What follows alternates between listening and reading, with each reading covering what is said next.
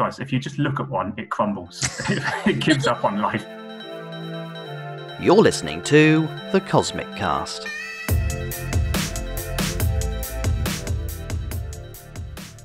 Hello, and welcome back to another episode of The Cosmic Cast, brought to you from the Earth and Solar System team from the University of Manchester. As per usual, we've got Marissa Lowe over here. Hello. No, here. Tom Hello. Harvey is over here. Hello. Rick Bibber here is down here somewhere. Hello. And joining us from the periphery of Milton Keynes is Ashley King. Good afternoon. How are you doing? Not too bad. So you're based at the Open University. Yes, yeah, I am. And you've been there quite recently, haven't you? I think. Has it been a few months now? So I joined, it was the 1st of October. I joined the Open University, so it's coming up to 6 months. Yeah, 6 months in April, I guess. Mm-hmm. And are you working from home now, presumably? I am very much working from home, yeah. So they shut the campus. So they didn't. They told us to go and work from home for a few days, and then progressively they shut the campus down and they've shut the labs and everything completely now. So so stuck at home for the who knows how long. Yeah. Well, thank you very much for joining us. Yeah, no problem at all.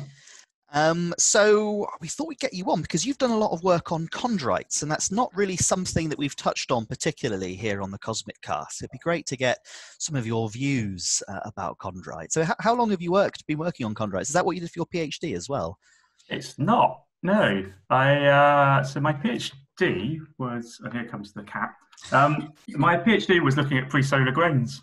Oh, okay, because that was at Manchester, wasn't it? It was, yeah.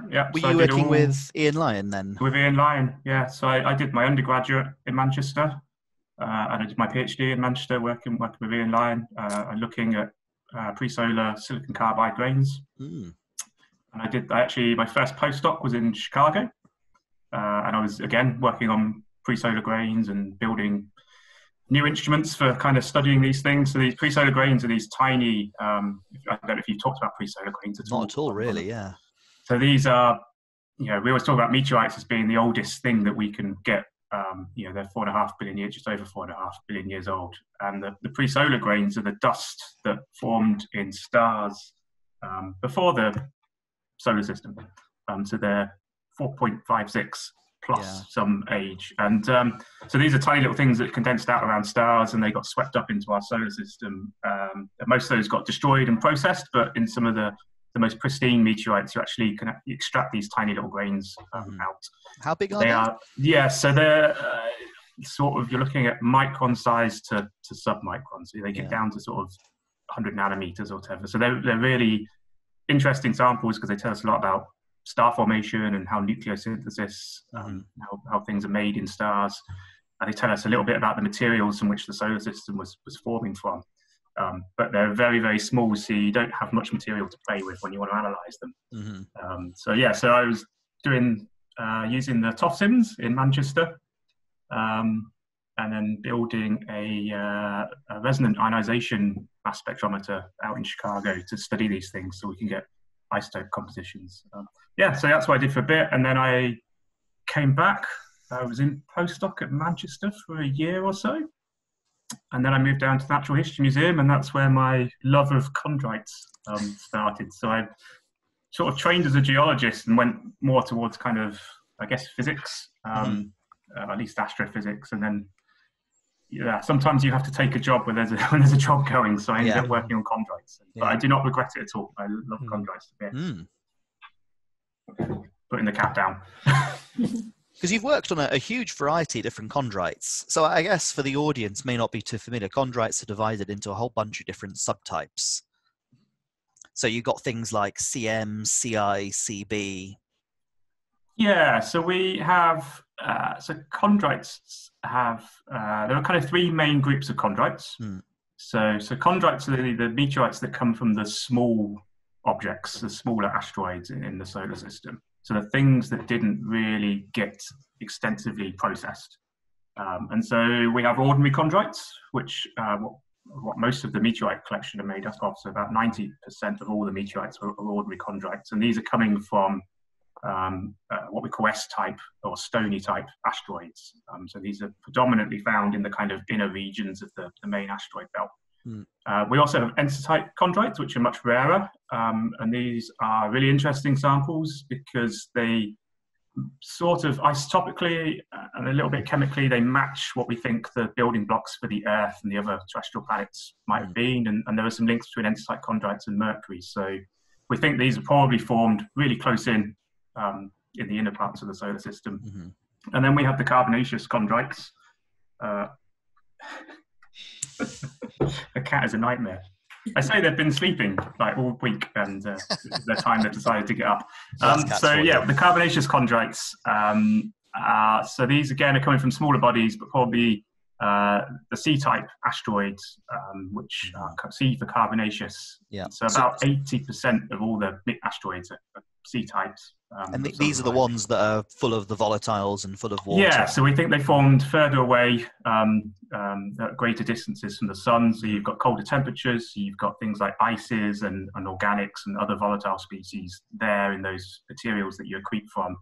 And then within the carbonaceous chondrites, there are currently, depends on who you talk to, but there are about 8 different types of carbonaceous chondrite. And they all have slightly different isotopic compositions, slightly different mineralogy, and this is telling us a little bit about differences in maybe the materials that they accreted from. So maybe they're sampling different parts of the early solar system, and also some of the processes that were going on those parent bodies. So some of them have been aqueously altered, some have undergone thermal metamorphism, some of them have undergone both processes and they're kind of overprinting each other. So yeah, they're really very complex rocks. They tend to have sort of chondrules. So these are these little glassy droplets that we think formed in the nebula. They have CAIs, these calcium aluminium inclusions. So these are the really early condensates that we have. And then they range from sort of 50% to getting up to, well, 100% nearly matrix, really fine-grained matrix. And so it goes back a little bit like the pre-solar grains. That this is really sort of sub-micron grain sizes, so it's really difficult to study.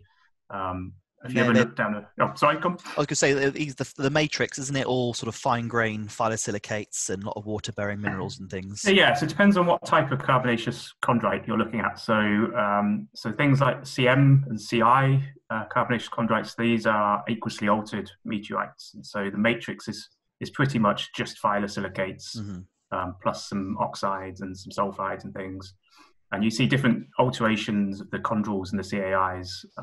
But something like a CO, CV, you're looking more at olivines and pyroxenes, and amorphous silicates, which are really interesting because we think the amorphous silicates probably formed there's lots of argument about whether they are condensates from the interstellar nebula, whether they're condensates within the nebula itself.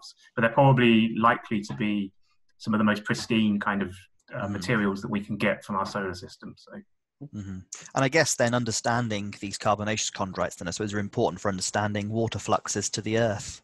Yeah. So that's one of the big things. So most of my work has been looking at carbonaceous chondrites, and in particular looking at the ones that have got water in, so these CM, CI chondrites. And so for a long time, people, so when we think of how the solar system formed, often we know we have water, liquid water on Earth, and there's evidence for there having been water on the Moon and Mars. Venus probably had lots of water on it at some point. And also in Mercury, we see evidence for water. So, oh, really? On Mercury as well? I didn't realize that. Yeah, they see in some of those shaded craters, they find ices. Cool. So what we know is that water existed in the inner solar system, but when these terrestrial planets were forming, the temperatures were too high really to have volatiles in the disk. So it's likely you have to bring those volatiles from somewhere else, and that other place where we know there's lots of volatiles is the outer solar system. Yeah. So one of the big ideas is that these carbonaceous asteroids are a way of bringing those volatiles to places like the Earth and to Mars. And I think for a long time people thought comets were the main kind of way to do that, because obviously these are really icy bodies with some dust. Yeah. And I think things like the Rosetta mission to 67P, and we're starting to get more information about the composition of the water on comets and things, and it doesn't quite match what we see here on Earth. So it's led to people going back towards the idea of carbonaceous asteroids being the way to do this. But I think, well, it could be a bit of both. I mean, you could have comets and carbonaceous asteroids bringing this stuff. So, but yeah, that's why we're really interested in these things, is this delivery of volatiles. So it's water. It's also organics. So they contain. So it's really interesting. Carbonaceous chondrites. They have the name carbonaceous. If you ever, I guess you've probably seen some of these things, but they're very, very dark. And particularly something like a CI chondrite, a fresh CI chondrite, is really black. But actually they only contain a few % carbon in there. So it's actually surprisingly low, the amount of carbon that you find. So something like, there are a few unusual, Tagish Lake, I think, is about 5-8% carbon. So where's this carbon coming from? Is it sort of primordial resulting from pre-existing supernovae? So some of it's definitely in pre-solar grains. So you have things like silicon carbide and graphite are common things. Some of it's in organics. And one of the big questions is what kind of fraction of the organics are interstellar in origin? What fraction were formed within the solar nebula itself? Are we talking amino acids here? Or? Yeah, I mean, so some of it, so things like, so we split the organics up into what we call insoluble organic matter and soluble organic matter. And so the insoluble is extracted out of the meteorite by basically dissolving away most of the silicate material using acids. And you kind of get left with this black, tarry substance, sticky substance, which is kind of a mixture of very, it's just carbon in lots of very poorly ordered forms. And then you have soluble organics, which you can extract out using kind of hot solutions and things. And that's things like amino acids and things are in there. So you get both of those. And so one of the big questions is how did those things form? Where did they form? And also how are they processed on those parent bodies? Particularly things like aqueous alteration is interesting because it can redistribute organics. Organics that were accreted into the parent body may have been moved around the parent body and modified, and that changes isotopic signatures and chemical signatures. I guess it's fascinating, really, because I suppose these organics, are these ultimately what then goes on to be the building blocks for life on Earth? Yeah. I mean, everything that you would think of as the kind of starting point. So we always have to be careful that we don't think carbonaceous chondrites brought life, but certainly those kind of building blocks, those things that have to go together. We're probably we're in these samples, and then and people do lots of kind of experiments with impacts and things with these things, and find that organics are surprisingly tolerant to surviving impacts into. If you wanted to fire a big carbonaceous asteroid into the early Earth, chances are some of those organics would survive. Yeah, that's really potentially cool. create new organics as well on the Earth. Yeah, aren't there a couple of PhD students from like the OU who are looking at survivability of? So there's Zoe Morland. Yeah.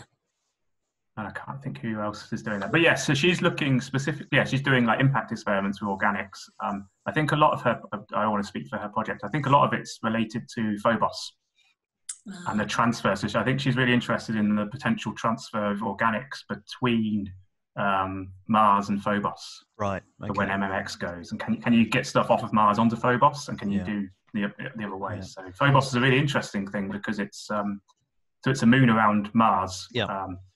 But from its spectral properties, so basically how the light is bouncing back off of it, it's very, very dark. It looks an awful lot like carbonaceous asteroids. So it's a capture moon then, probably?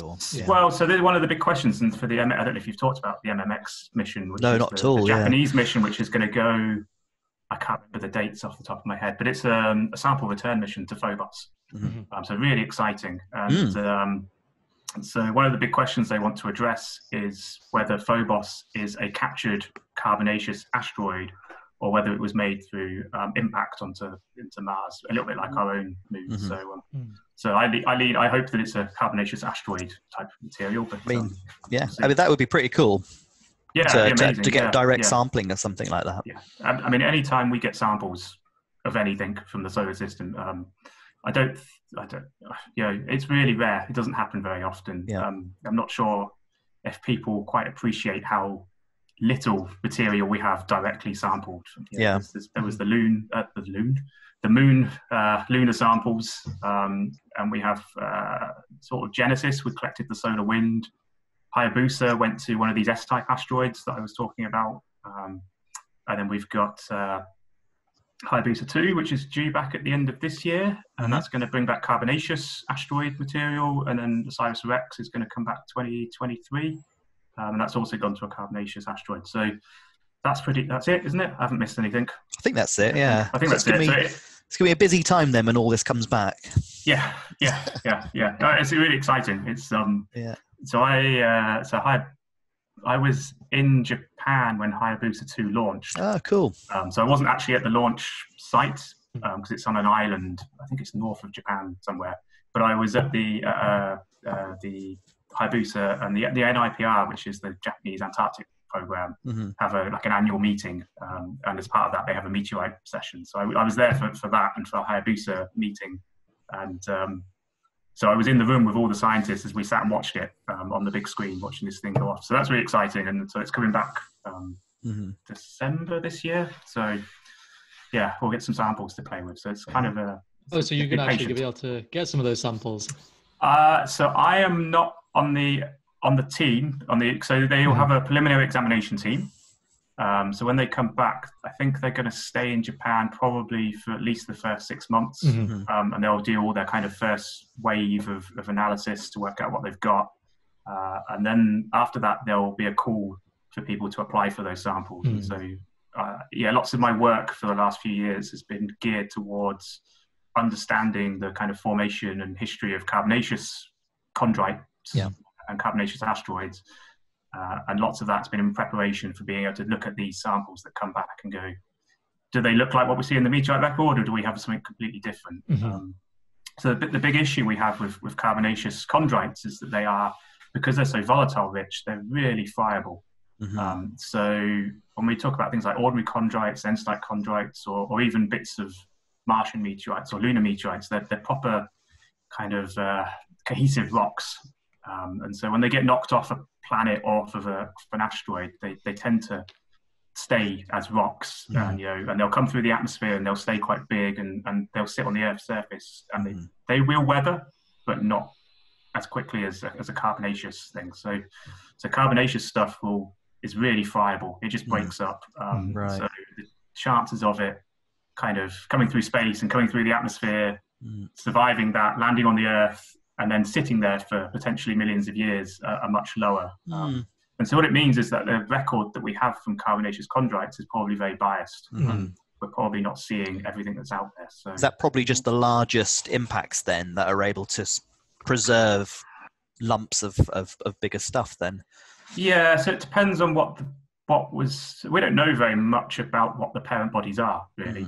So we know there's lots of carbonaceous asteroids out there, but we don't know very much about their kind of physical structure and properties. And so this is one of the reasons for the OSIRIS-REx and Hayabusa 2 missions, was to go and understand, we know what we know from the meteorite record, but when we actually go and visit these things, what do they look like? And so it turns out that so both Ryugu, which is where Hayabusa 2 is, and Bennu, where OSIRIS-REx is, are both what we call rubble pile asteroids.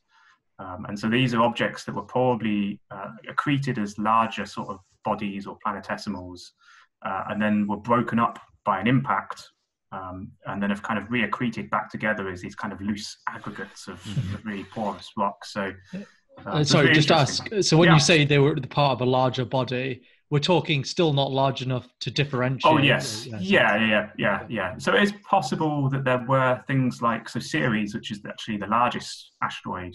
So it's Ceres, 900 kilometers or so in diameter. Something like that. So Ceres is a C-type asteroid. And so that's kind of, and we think that may have differentiated and separated like a kind of small planet. But there may have been other bodies like Ceres in the early solar system that were broken up into smaller bodies that have then been broken up into these rubble piles. And so you end up with asteroid families and things, but you're looking at reflectance spectra, which are very, very dark, and tend to have very, like they're very, very flat, very, very dark. They don't have any spectral features in them whatsoever. And so you're just comparing slight differences in the slope to link things. It's really hard. So so this is one of the big reasons that we need to send space missions to do this, is because we can actually take a picture and look at what these look like, and then if we can bring back the samples, we can actually tie that to the spectral stuff. I guess it's going to be the chemistry that really is the nail to identifying parent bodies. Yeah. And even then, I think it's difficult. What sorts of key components, or I guess minerals, are you particularly looking at when you look at these chondrites? So in the aqueously altered meteorites, I'm mainly looking at phyllosilicates. So like so these are silicate minerals with OH and H2O bonds. So these things probably accreted as silicate dust, and there was probably a significant amount of ice in the outer solar system, and they probably accreted early enough that they had aluminium-26, which is radioactive, and so as that is decaying away, it generates just enough heat to actually melt those ices. And so as you've got probably liquid water, but you probably had things like ammonia ice and CO2 ices as well out there. And so they react with the olivine, the silicate dust, which is mainly kind of olivine and pyroxene. And so when you do that, you start making phyllosilicates, which is essentially silicates with an OH-H2O bond. And they come in all sorts of, phyllosilicates come in all sorts of weird and wonderful varieties. And some of the others, so CI chondrites tend to contain what we call smectite type clays. So these are swelling clays. So these are things with H2O bonds on them. Yeah, I remember smectite from undergrad field geology. I think we were somewhere, I can't remember where we were, but they encouraged to put lumps on our tongue and it would just stick to your tongue. Yeah, it's the stuff, smectite clays, it's the stuff you get in cat litter. Right, okay, excellent. It's very similar. So it's interesting. Is that what it tells encouraged to put on your tongue, John? So I've been slightly, not really worried, but because of everybody's buying all that. So if you go to a supermarket at the moment, there's no cat food or anything. Yes, no, I know. Yes, real concern. But there's a Fuller's Earth. So Fuller's Earth is a Montmorillonite, which is one of these swelling clays. So there's an old Fuller's Earth mine in the woods not far from here. So I can go and mine that if I get completely stuck. That's my backup plan. Probably less good for cat food, though. Yeah, less good for cat food, yeah. Although cat food's mainly ash and stuff, isn't it, I think, if you actually read the labels. But anyway, so the differences in the clays kind of tell us a little bit about the conditions, the chemical conditions, and maybe the temperatures and things that these parent bodies were experiencing. So is that largely what these different subdivisions represent? Slightly different formational conditions and different temperature regimes? So I think so I think you're looking at things that formed in different places within the solar system. So it's likely that some of these are kind of anhydrous carbonaceous meteorites, so they don't really have very much water in them. They don't have phyllosilicates. So something like a CO or CV chondrite probably comes from a body, I reckon, accreted around the snow line. But we don't know where the snow line was within the early solar system. And the snow line almost certainly wasn't a fixed location. So it probably migrated over time. So, but I suspect there's if you look at the meteorites, it looks like that the water rock ratio was very, very low in those samples. So they're probably forming, 3-4 AU inside the snow line. Whereas something like a CI chondrite is 100% near enough, 100% matrix. It doesn't really have any chondrules and CAIs in it. Yeah. So there's a big argument about whether that's because they've all just been completely altered and you don't see them anymore, or whether they were ever there. And all of the matrix is phyllosilicates. So they probably, I think what's likely is that they formed much further out, so possibly even beyond sort of 10 astronomical units. So I think we have maybe samples from looking towards the Kuiper Belt region, and there just weren't very many chondrules and CAIs around, and you accreted lots and lots of ice, so you had a very high water rock ratio, and so that's why you've ended up with those types of samples. So so I think it's the materials they accreted, and also where they accreted tells us a little bit about how they tells us how they underwent different kind of alteration histories. Yeah, I guess CIs are quite interesting because I suppose they're almost like a sort of a geological standard, aren't they? I guess most geochemical data for the moon and the Earth and stuff are all normally ratio to CI chondrites. Yeah, so they're absolutely amazing. So they are my favourites. So the CIs are there are 5 CI chondrites. So people always talk about the Martian meteorites and the lunar meteorites being really rare. There's something like 200 Martians, 200 lunars, something like that. I don't. Yeah. So and they're I can't remember what prices they get sold for, but people get very excited by Martians and Lunars, but there are 5 CI chondrites, and they're all falls. Right. And the reason they're all falls is because they are. So if you ever hold one, or even if you just look at one, it crumbles. It gives up on life. They're so soft. So the chance of it actually surviving through the atmosphere is Right. are really remote. So that's part of the reason we don't have very much. And then they're all falls. So if one of these was to sit in your garden and not be found, it would be gone within months, if not a year. I suspect it wouldn't hang around for very long. They're really volatile rich. They react with the atmosphere. And so, so there are these amazing things, and they're all matrix. That matrix is completely altered to phyllosilicates. They probably came from right at the edge of the solar system. So they are the most aqueously altered samples that we have. But chemically, they are basically identical to the composition of the solar photosphere. Right. Which is why everything is normalized to them when we think of the chemistry. So basically, the sun is 99% the mass of the whole solar system. So we take the composition of the sun is the composition of the nebula at time 0, and everything else has kind of its chemistry has been changed to some extent by the processes that have affected it. CI chondrites have remained the same, apart from volatiles that don't match very well. But other than that, everything else is the same as the photosphere, which is incredible, really, because they're so modified from whatever their original state was. So yes, everybody normalizes to CI chondrite. Would you mind talking us through what all of these names like CI, CM, CO, CV? Oh yeah, of course. Sorry, yeah. So they all get given. So C is for carbonaceous, and then the second letter is for the type specimen. So CI, the I stands for Ravuna, which is the type specimen for the CI chondrites, and so it's kind of we take the properties of Ravuna, and anything else that looks similar gets like linked or put into the same group. M is for Maguey, so that fell in the Ukraine I can't remember the exact year, but it was a long time ago. So it's an interesting one because so the most famous CM chondrite is actually Murchison, which fell in Australia in 1969. And it's a big CM chondrite, and it's probably one of the best studied meteorites because it was one of the first meteorites where people could really identify the phyllosilicates and also organic materials. OCO, O is for Ornam. So that's France, I think that one fell in. V is for Vigoranu. So they all get named after kind of the type specimen. It's not necessarily the biggest, it's just the one that was, it's a kind of historical thing. So, and Y is after Yamato, the CYs, which is the newest group of the carbonaceous chondrites. So this is a group that you've proposed then?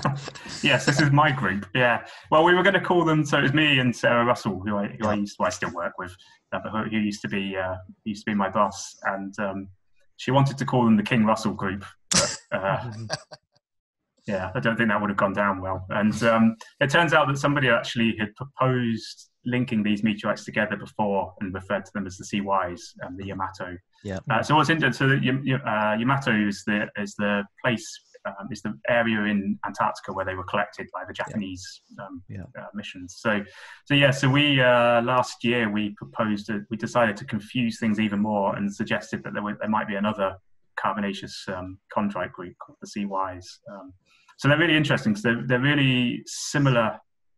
So for a long time they're like CI chondrites in that there's mainly matrix and they were really phyllosilicate rich, but they underwent after the aqueous alteration they underwent thermal metamorphism, and we're starting to find more and more of these meteorites that had both of these processes going on.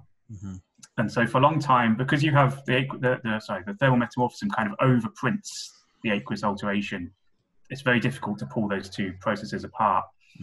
So people found these in the late 80s, I think 1980s, and there was only about 2 or 3 of them. And they kind of went, well, they're a bit unusual, but chemically they kind of look a bit like a CI chondrite. They don't seem to have many chondrules or CAIs, and their oxygen isotopes are similar. They're not the same, they're shifted, but they're very similar to the CI chondrites. And so they got kind of lumped in as, so if you go on the meteoritical bulletin and search for them, they'll come up as CI chondrites, and it will say there are 9 CI chondrites, but there are 5. But we got these 4 Antarctic ones and had a look at them. and they're similar to CIs, but they're not CI chondrites. There are lots of differences in there. And they've been aqueously altered and very metamorphosed, and so we proposed calling them a new group because since the late 1980s, I think we're up to, I reckon there's maybe 10 or so that we think probably fall into this CY chondrite group. Oh, right, okay. We reckon, yeah. So I trawl through the databases and pick out things with unusual oxygen isotopes is normally the first thing. So we're kind of looking at, we're kind of studying all of these things to try and work out, which ones are CYs. If they're not CYs, are they something else? Because sometimes we do have just unusual meteorites that don't match anything else. But there seem to be. Oh, yeah. No, I was going to say. So, do you think they represent a discrete parent body, or do you think it's more a case that as more finds are collected and as more geochemical analyses are done, we'll just find there's like a continual spectrum of different thermal conditions and. Yeah, that is interesting. So I personally think they are a different parent body. There are some things in there that are very, very sulfide rich. Really, there's a lot of sulfur in there. So I think there are some things in there that suggest that they are a separate parent body from the CIs. I suspect they formed in a similar region. Yeah. But not quite exactly the same. But it is true that there are. We often think of each carbonaceous chondrite group. Kind of traditionally has been thought of as coming from a single parent body.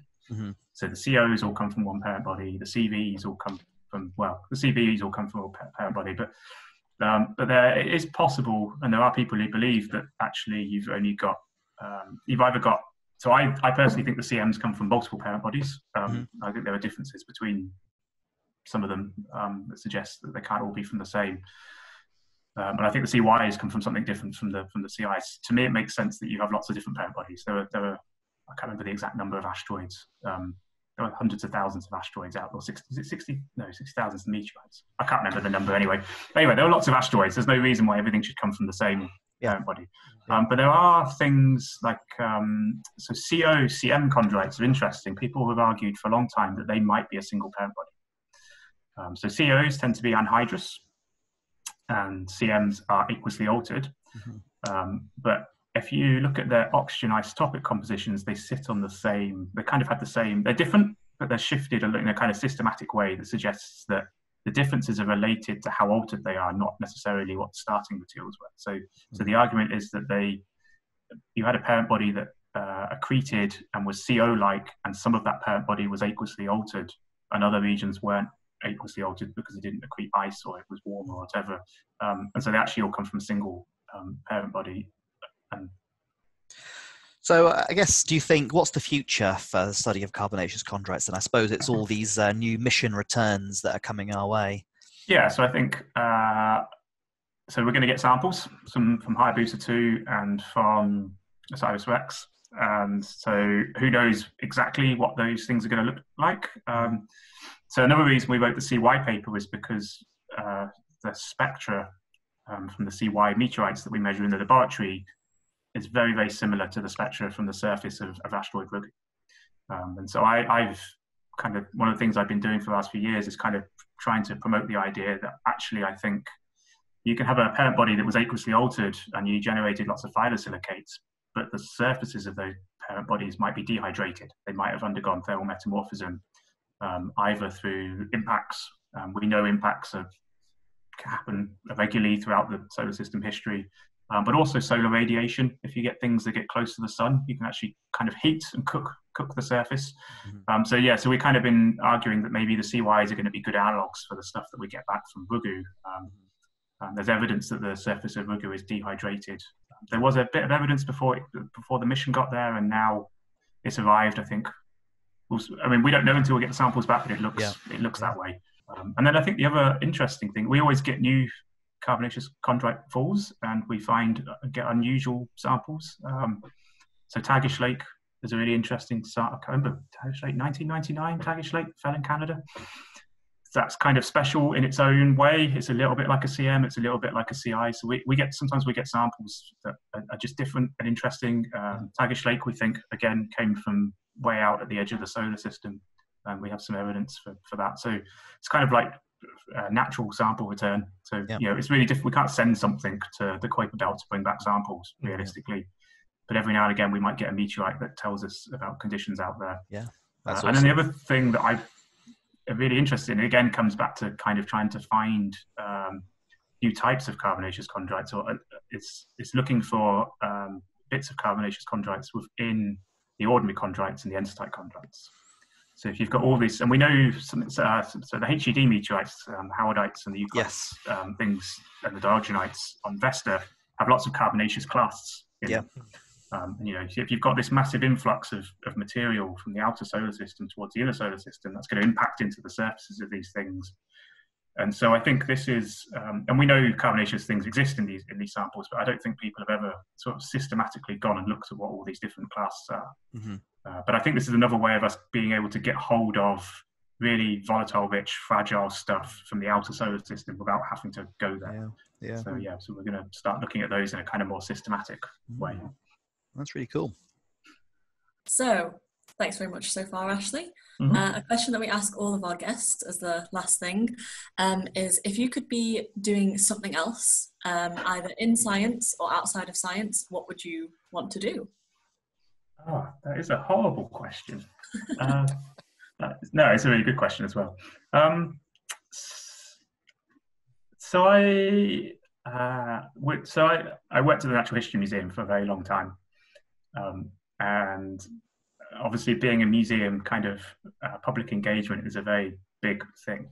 And I love going and talking to people and giving talks and showing, like going into schools and showing kids meteorites is just really fun.